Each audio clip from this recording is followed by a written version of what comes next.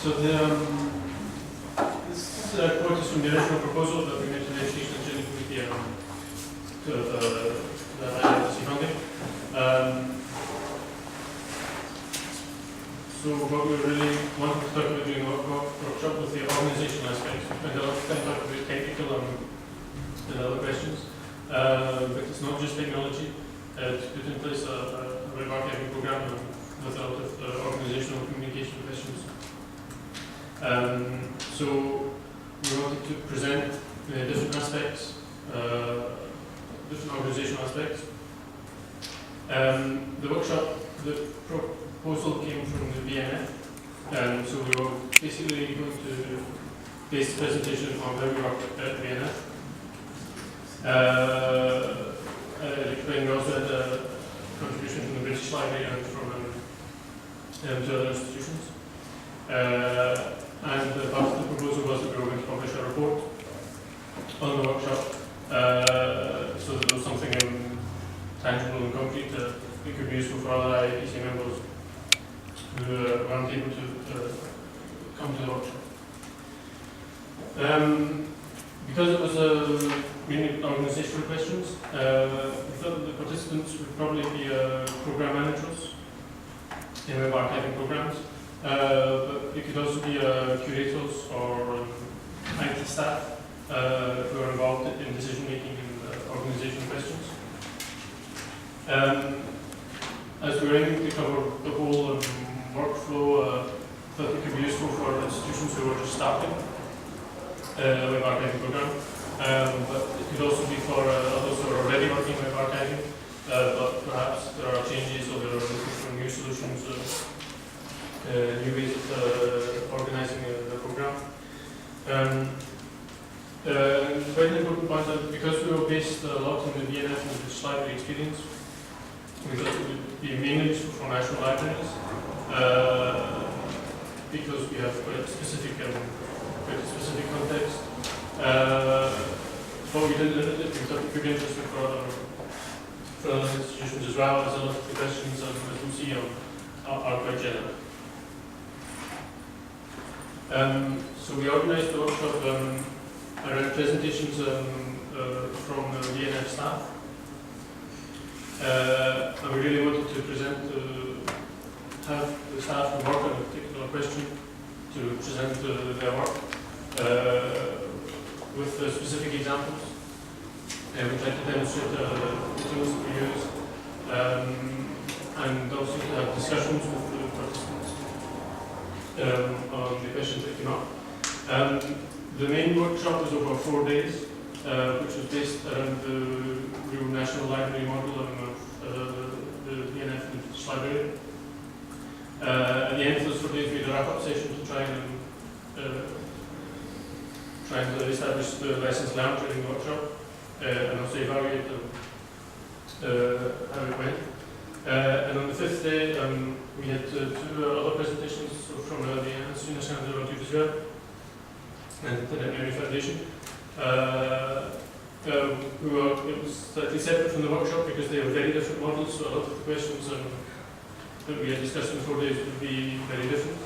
But we wanted to benefit from the fact that we had these two other institutions in Paris that could present complementary different points of view. So the report that I talked about and the support material that we prepared are now on the IAPC website as of last week. So I put the address there, but there's a link on the homepage. So basically, most of what I'm going to say is based on this report.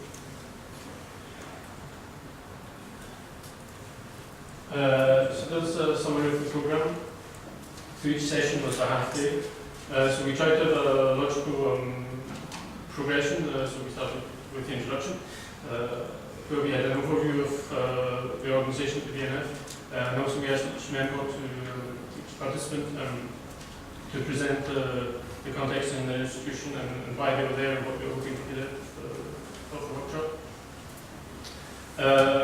Then the first next two sessions were a lot around selection and curator work. So we started with a collection policy and how to integrate web archiving in collection policy in the library. Then we moved on to tools and training for our library to select websites. The next session we opened it up a bit to more high-level management decisions, how to communicate with management, how to ensure that there are resources and support for a web archiving program. And the fifth and sixth sessions were the more technical sessions, so we talked about how to integrate, or how we integrated web archiving into IT department and IT operations in the library. And then into preservation, the general preservation system at the BnF. The seventh session was Helen Hoxu agreed to come and present how things work in the British Library. So basically, everything that we said during 3 days, we had to say during 3 hours. And she managed to say that. And then we had the wrap-up session. And then on the Friday, as I said, we did the Foundation and Nina. We also asked participants if they had other meetings that they wanted to, if they wanted to look at other workflows or other departments in the BnF. We left the Friday slightly more free, so I think 2 people, one person was interested in digitization and one person was interested in legal deposit more generally, so we were able to organize it. Very briefly, some of the lessons learned that came out. So on questions of more policy and legal deposit in our context, there's no single solution. This basically applies to all of everything we discussed, because there are a lot of differences in context policy and even among national libraries. Some have legal deposit, some don't. Some ask for permissions. There are different sizes of institutions. But despite that, and despite the fact that we were talking from our own context at the BnF, a lot of the lessons and a lot of the discussions that we had were relevant to all the participants. The legal context, in the case of legal deposit, or the overall collection policy, if it was collection policy which is moved a national library based down, it could also be policy in the university library, it could be more research policy. Overall policy will have an important effect on what we're trying to do in web archiving. Are you trying to be exhaustive? Because are you trying to create representative selections? Are you trying to create corpuses for researchers? Web archiving policy has to work within the overall policy of the institution. This is important to make sure that you're recognised and you can have the staff and resources by showing that you're a part of the policy and missions of the institution. And to do this, you have to show not only that you're important, but also that there's a structure that you fit into the institution and it's viable and sustainable. So that leads on to where web archiving fits into the institution. Web archiving, as we all know, falls in a lot of different disciplines. And where the web archiving program is based in an institution might be really where it came from in the first instance, whether it was thought of as a legal deposit problem, as a creating collections, as a preservation problem, as a IT slightly geeky thing. And in fact, it's really all of these. So where it is actually based, probably depends how the question was asked. It might be split among departments. It's the case in the BnF that the full-time legal web archiving program is split between legal deposit and IT. Or in British libraries, it's grouped in one department. This can also change at the BnF. It was originally in one department and then ended up in 2. The British Library started off in 2 and ended up in 1. In smaller structures, the web archiving program might only be 1 or 2 full-time staff, or even 1 or 2 part-time staff. In these cases, you will also often have support from other departments or other staff, or third-party service providers, lots of people work with archiving. And whether that's the case or not, the important role for the web archiving team is often the communication between these different disciplines and the different actors. Again, leading on from the previous question is whether you see it as a project or whether it's integrated into the activities and the organisation and structure of the institution. Among the people who were at the workshop, we had both, and often it goes from one to the other. Again, at the BnF, it started as a project structure, and it's now fully integrated into the existing departments. Both approaches have advantages and disadvantages. In the project approach, you can have more freedom, perhaps slightly less requirement to show things straight away. So if you have a small team, you can quickly develop a more R&D approach, where you're limited staff and resources. But when you're integrated into an existing department, as I said, if you have more recognition, it means you have more funding and definitely more security if you're recognized as a mission for the department. And there's possibly more possibility to rely on existing programs, existing structures, existing IT infrastructure. So it seems that a lot of the time the project approach is well suited to the beginning of Web Archive. If it becomes business as usual for the institution, it becomes important to have a recognized and stable position probably within the existing departments.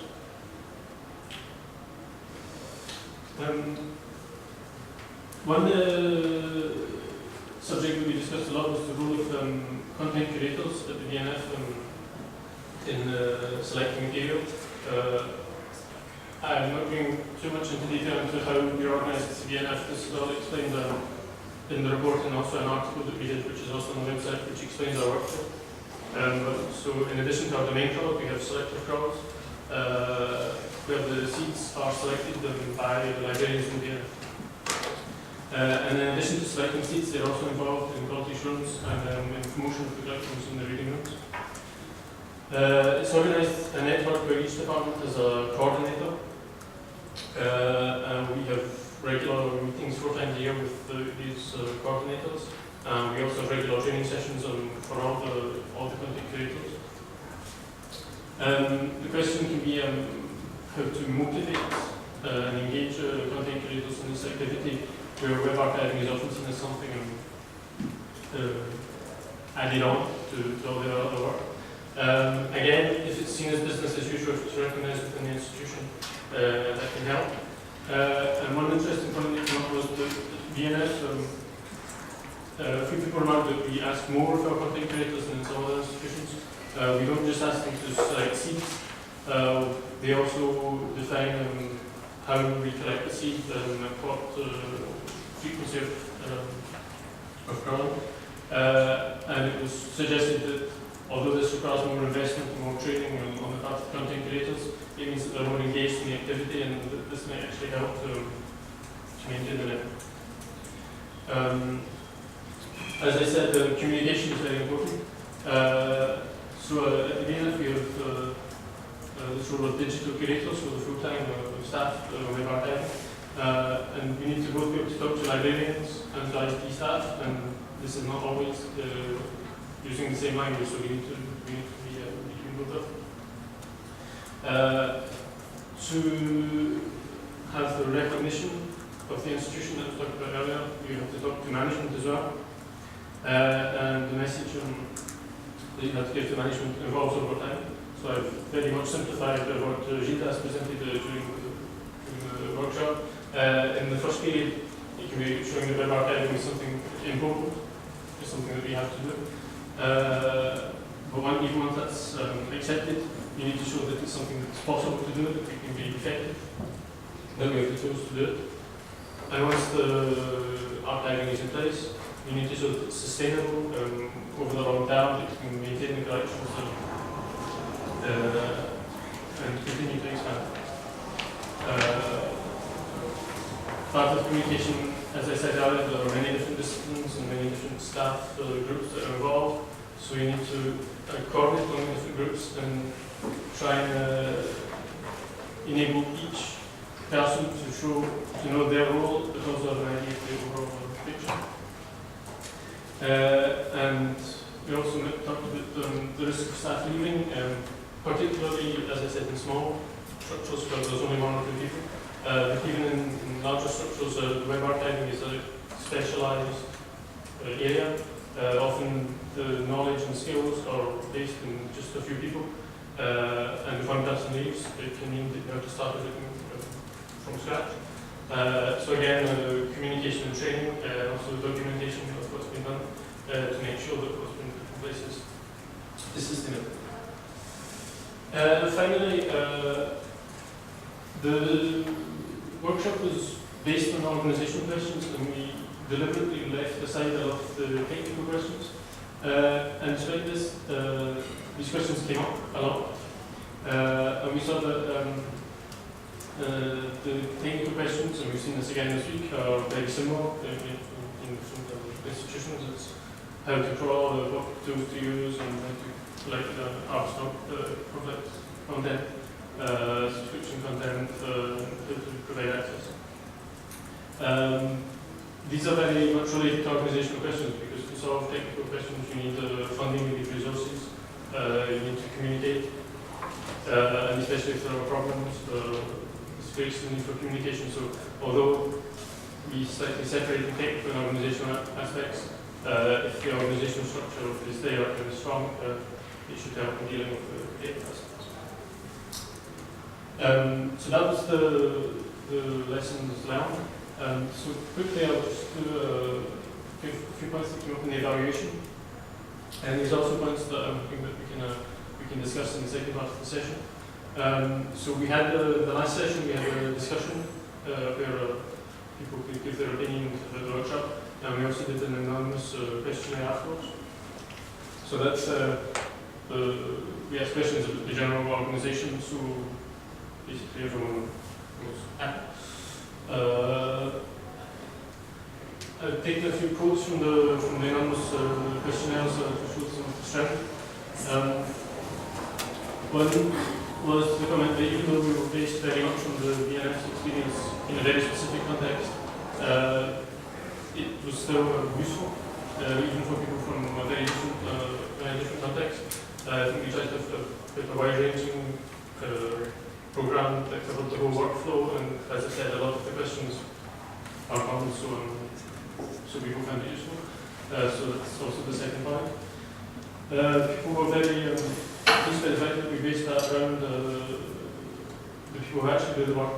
Especially, I think, in one session we had the content creators who select the sites, and the other institutions were interested to actually be able to talk to these people and see why they were involved, and what they saw was the value and the interest of archiving, and how it related to the rest of their work.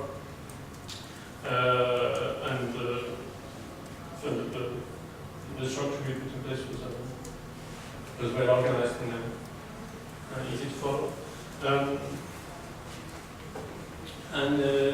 These points, I think, are also interesting in relation to some of the discussions that we had, at least in my group earlier, about the strength of IIPC. A lot of the participants like the small group, informal context, where you could talk to people and make contacts, new contacts. As I said, talk maybe with technical questions which were not necessarily the focus of the workshop, but then what came up. So I think these are often the strength of IIPC meetings. I think the workshop, the smaller group, maybe made this kind of contact even easier. Most of the feedback was very positive. There were a couple of points that were suggested for improvement. And the other one was that we didn't allow enough time for discussions and exchanges. This was actually quite disappointing, because we had intended in each session, we had tried to allow time at the end for discussions, because we didn't want it to be just BnF talking all the time. We wanted to involve other people. And in fact, in almost all the sessions, the presentations took up all the time. So this was our fault, really. one way that I think we could have got around this was the suggestion that we thought that if we had asked each person to present something, maybe each person in one session, it might have, if we had time set aside in each session for someone to present, that would have been another way of opening it up. As I said, in the first session we did, the discussion part was less developed than we would have hoped. Again, maybe if we had sent slides and so on in advance, maybe we would have, the presentations would have taken us. We also asked people, especially during the wrap-up session, if they had suggestions for the future.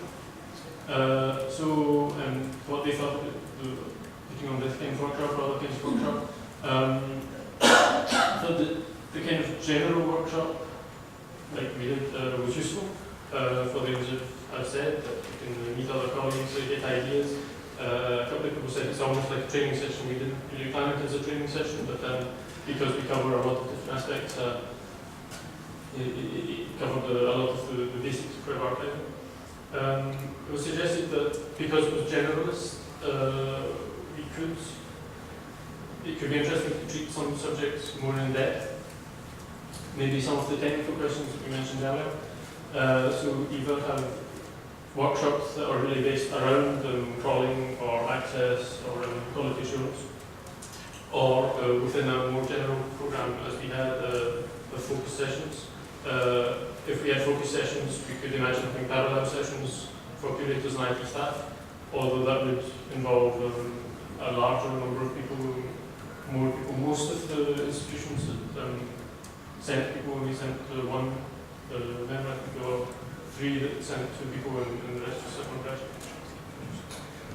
And it was also suggested that if we had these kind of dedicated more focused sessions, it could lead to more practical recommendations that could be taken up by working groups.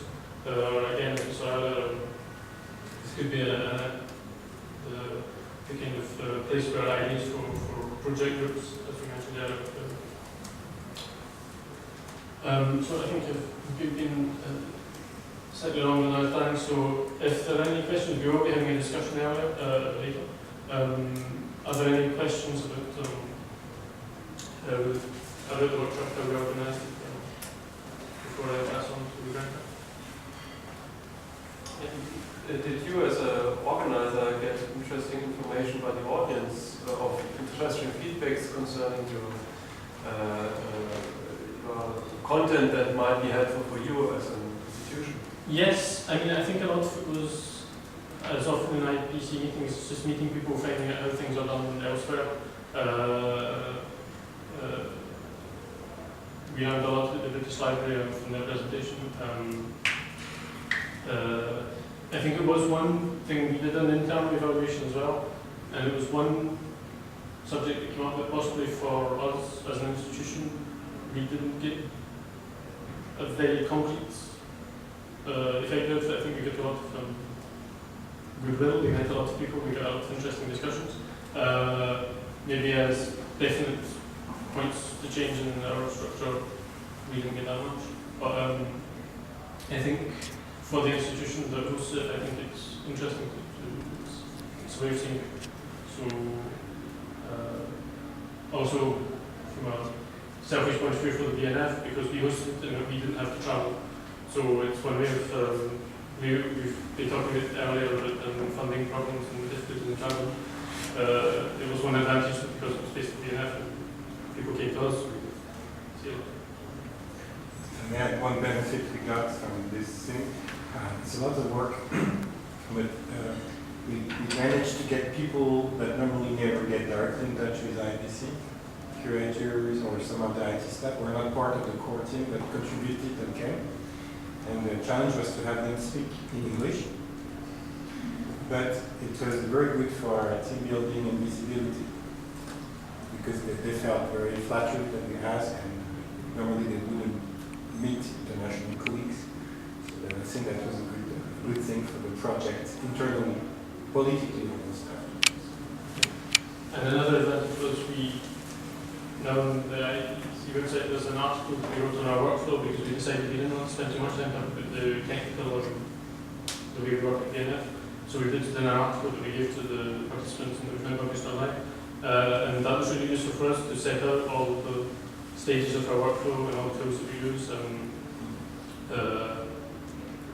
Just think through and have all the different actors and all the different stages clearly set out. Just that was useful. And about that, in terms of sparing resources, for many years we've had people asking questions individually or willing to visit, and this forced us to come up with a package of what we do in English, and to bring people together and also have this material now ready and updated. So when being asked, surveyed, we can just use that. And it's very helpful and saving time.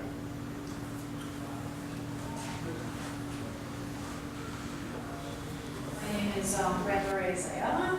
I am a PhD student at the University of North Texas, and I have been chosen as the PhD that has been co-sponsored by the IIPC, the Engineering Archive, and the University of North Texas.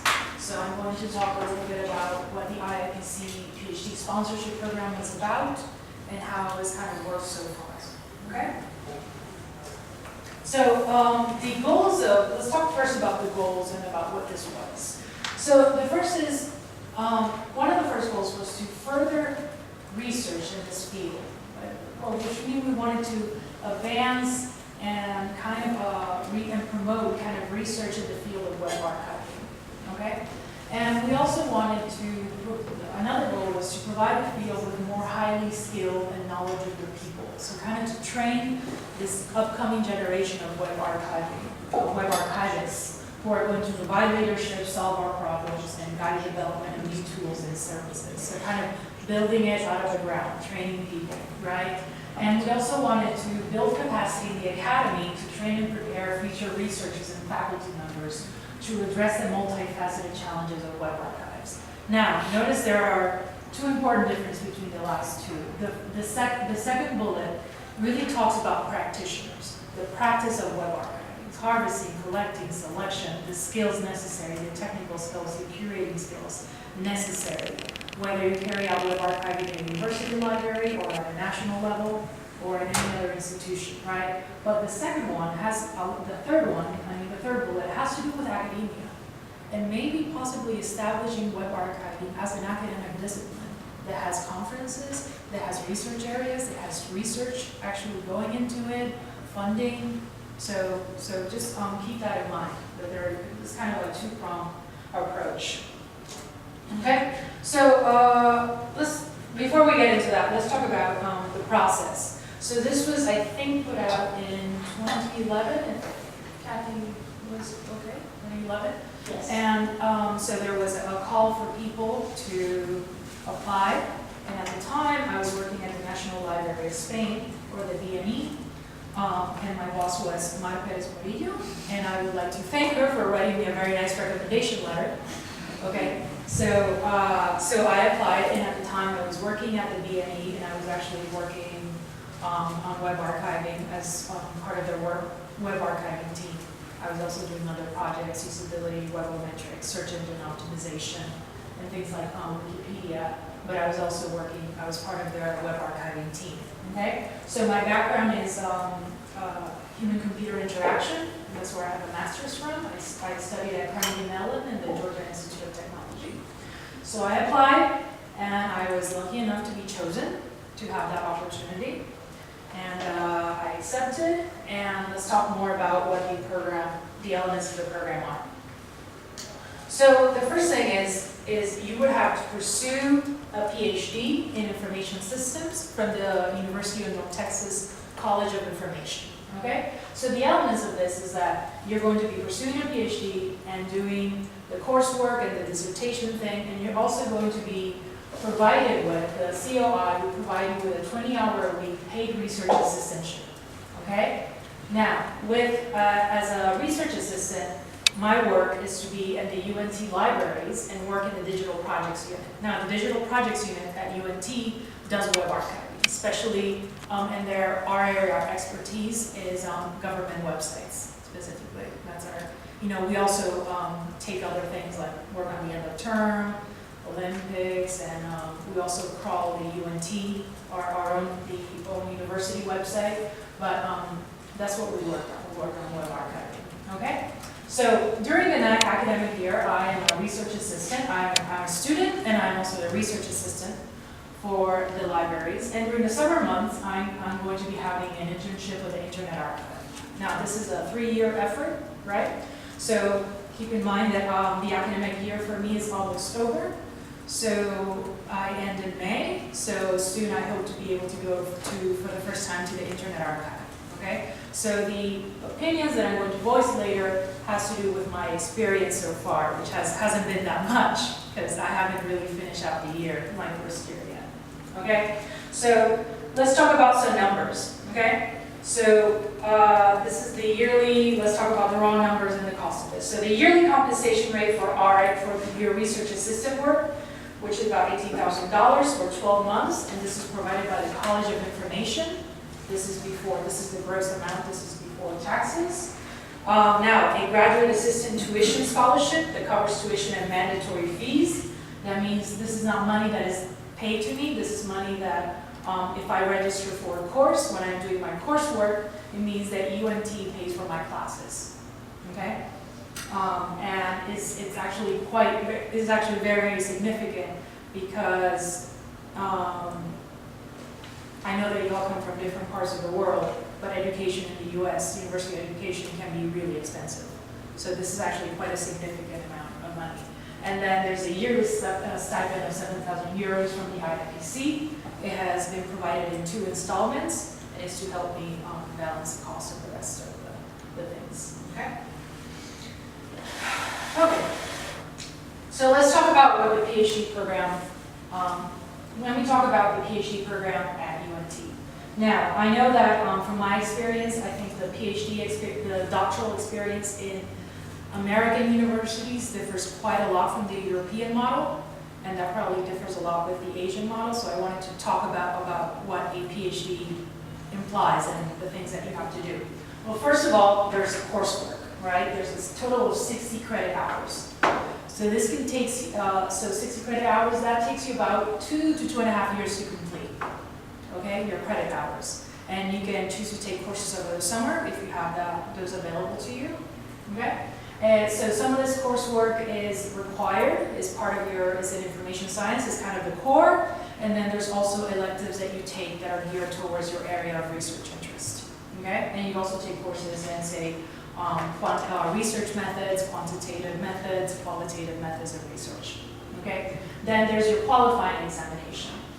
So it's a comprehensive written exam followed by a public defense, includes your presentation of dissertation topics. So your qualifying examination is you have to show a committee of people that you have achieved mastery of the concepts which you have studied. So for me, it will be information science, and there are also going to be questions on the exam about my field of interest, which would be web archiving. So it's a written exam and also a public defense. Okay, so you usually do that. This is estimated. You know, some people do it faster, some people do it slower, but this is usually like your 3rd year. Okay, so afterwards, there's your dissertation proposal. So there's a detailed description of the research that you conduct, and it has to be presented and publicly defended. So it takes around year 3 and 4. Okay, so your final phase is the dissertation, which we've all been waiting for, which is where you do your research. You go out after you've been accepted. Your proposal has been accepted. You go out, do your research, write your dissertation, and you get a final research report, and you defend it publicly. And we all know, and this usually takes place around years 4 to 5. Okay.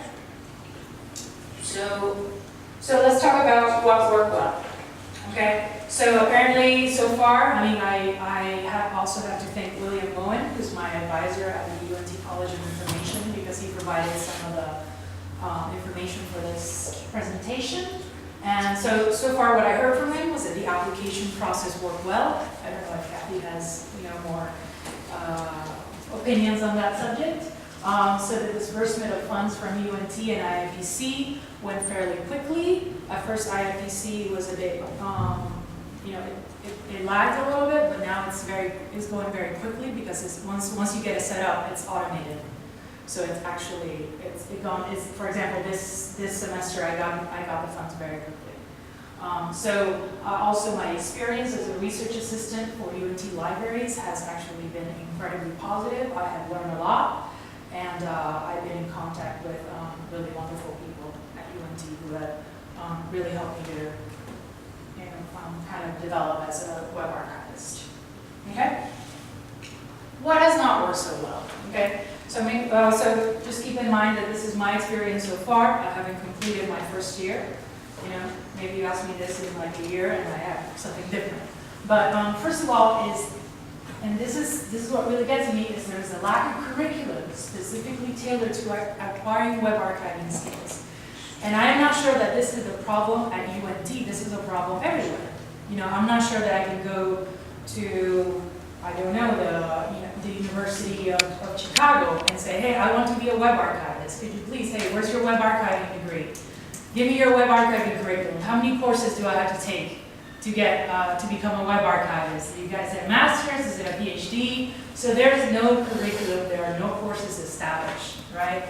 So this really leads into the broader question of what makes a web archivist and what skills do you need to be a good web archivist? Do you need library skills, curatorial skills? Do you need technical skills? Do you need to be a programmer? What do you need? You know, and right now I think we learn, most people I think right now are learning their skills on the job, right? But what if we want to train someone from scratch? What if we offer them, you know? So for me, for example, choosing courses has been extremely difficult because sometimes I have to take the course and kind of shape it, tailor it to my skills, and sometimes there's a course that I need but it's not offered. So it's been quite difficult, and sometimes I don't know what to take. So this has been a constant challenge for me. It's been actually, very challenging because I want to make sure that I get the best. You know, I acquire all the skills I need. So there's a lack of cohort of other PhD students also interested in working in web archiving. So I feel a little bit alone. All right, party of one, you know. So I can't just, go down the hall to talk to the other PhD students and say, hey, I was thinking about this question on web archiving. What do you think of, how can we solve the QA problem? I can't have those debates, I can do it here, but not while I'm studying, no, can't do that. So there's because web archiving is kind of an emerging and it's a niche, it's difficult this has been actually very difficult. And this is what Bill said. I'm not completely sure what he meant, but he says the grant is not allowed direct costs or overhead. So I can tell you what. yeah. Okay, you can tell. Okay, all right. What does that mean, Callie? Yeah, it is probably a U.S. thing. When we get funding from federal and state agencies as universities, we can charge an indirect cost, which helps pay the expenses of the university administering a grant, which it requires a lot of compliance with a whole lot of laws.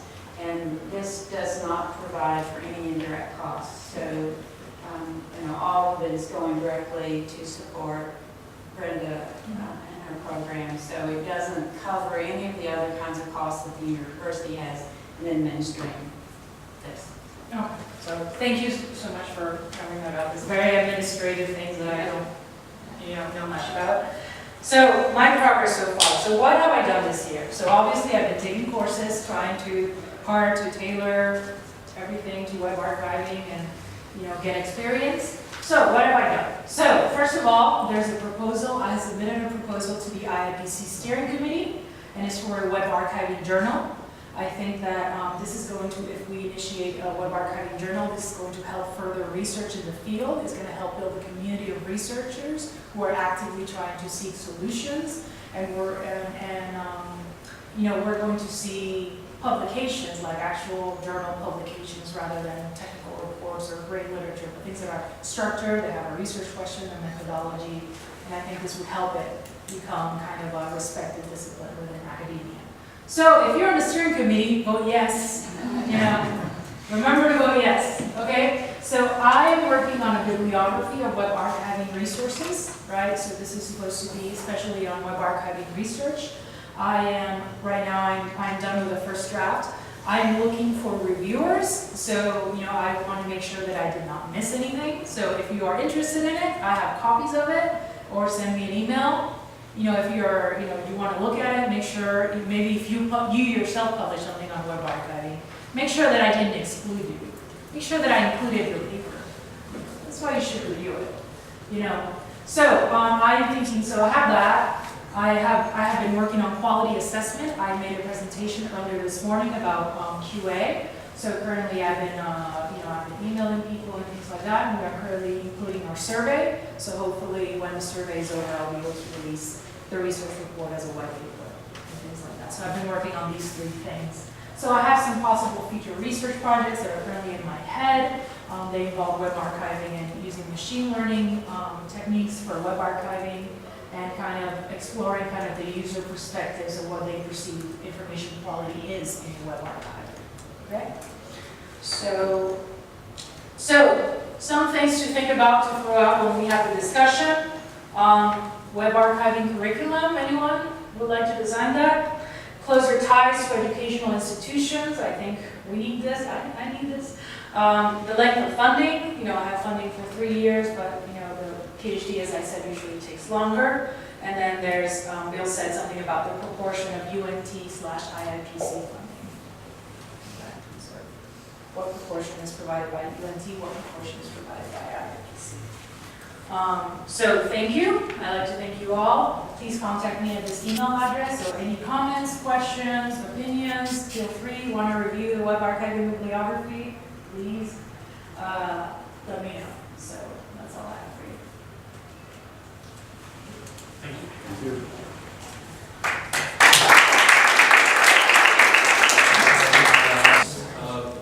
Last year. Sorry, I think I went over time. I think it was me. Give it 5 minutes. Is that? I think it's enough.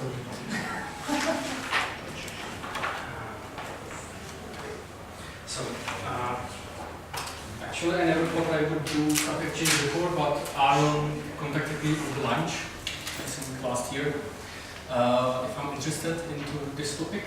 And actually, I was kind of scared of it because I thought that I have nothing to give back. Actually, Aaron was very nice to me and told me that it's not really necessary. So I can go somewhere, learn something, and go back and use my skills. So in this way, I applied for the StaffExchange by IPC. Actually, I was only one who was asking for a StaffExchange, so I won. So it was very easy.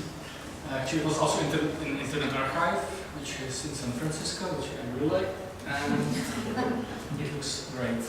So I think for some basics about me, I am without computer science background, so it means that the reason why I was scared. Actually, I'm doing web archiving for the last 3 years. Actually, I was in 3 IPC meetings, so more than 20 years spent in IPC in web archiving, and I'm learning by doing. So a lot of things I do are just because my practice. I don't have any training or let's say basics. So actually, my work in Internet Archive, I'm an IT guy in the Czech Republic for web archiving. I feel myself like administrator of the applications and actual things which are created in IPC, and I'm just looking for manuals, documentation, and some ways how to use it in my library because I don't have skills and resources for developing anything by myself. So this is the reason why it is so important for Czech library to be in IPC, because we don't really have resources for doing it on ourselves. Yes, and community. It's a great thing about IPC. So my fear was nothing to give back. They will laugh at me. So it didn't happen. So it was great. My plan and actually proposal for my StaffExchange was being Heritage 1 from last IT guy. And I thought that it would be great to learn, not to learn all the heretics, but to learn new heretics. Then I have to learn it anyway. So I thought that, okay, we don't have any documentation about contemporary configuration, so at least on the way to moving configurations to new heretics, I will document my heretics one. Actually, there wasn't much time to do it, but anyway, I moved the configuration. So this was the plan. The plan was using distributed crawling, deduplication, and then like things which our operators deal with, which is access restriction, which is based on date and size in our legal system, and learn a little bit of those storage, validation, and research topics which are not really dealt in the Czech National Library in our web archive. Then I get there, and actually it's a good place for work. Nobody interrupted me. I can focus on my things which I care about, and it was great. And actually the atmosphere there is very relaxing, and there's a lot of people who do interesting things, and it's a very inspirational place to be and to speak. Architecture is important also on the physical level, in spatial. It's because in our we have kind of cells in my library.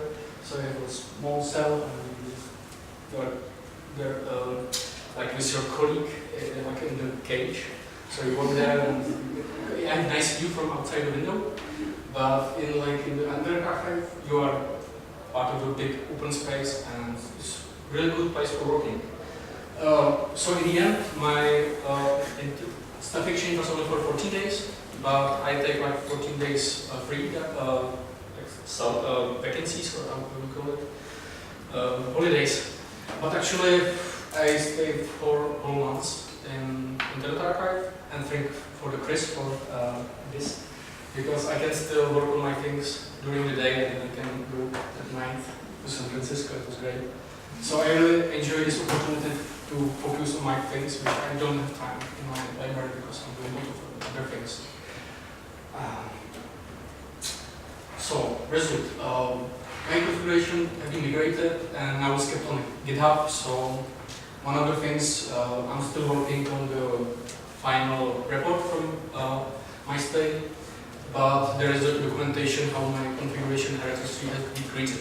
So maybe it will be maybe someone will be interested in how it's done.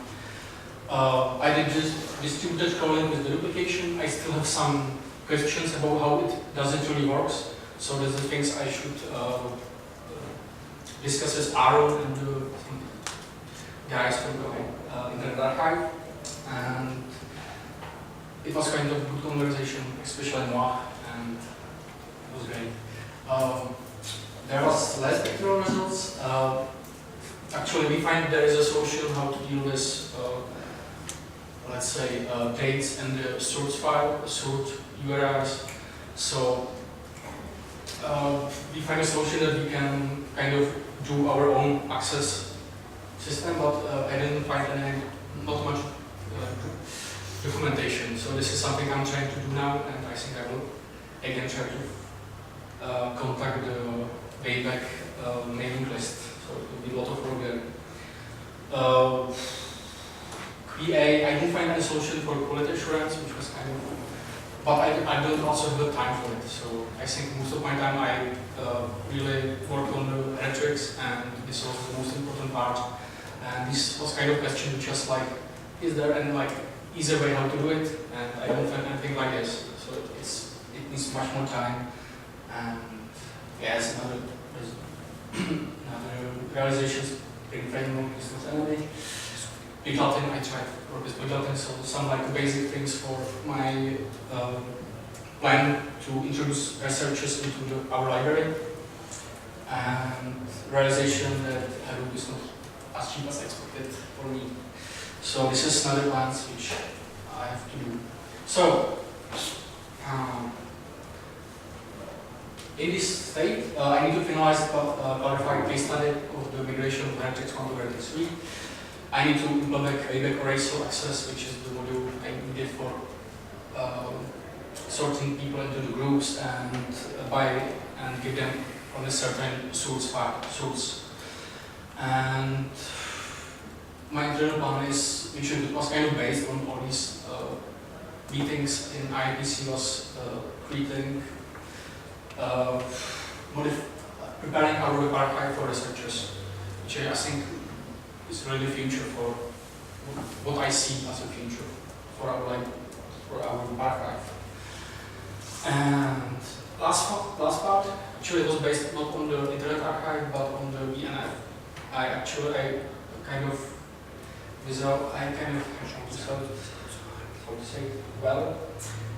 by accidentally I visited BnF because one of our guys couldn't go, and I saw how could institution could work very well on the organization level, and just realized what doesn't work in our library. So no legal deposit for online content, which I couldn't do anything with it. But at least we can work on the advocate web archive on library mission, which he doesn't have. We are just like oral history. We are there, but there is not really a statement in our library. And I would love to have full-time computer scientists, not just me, because I can write things, implement them, but when it's dealing with the code, it's really tough for me. So storage and some infrastructure, which is also a lot of other research to do. So this is my result for StaffExchange. Even if you don't feel it's for you, you can find a lot of things.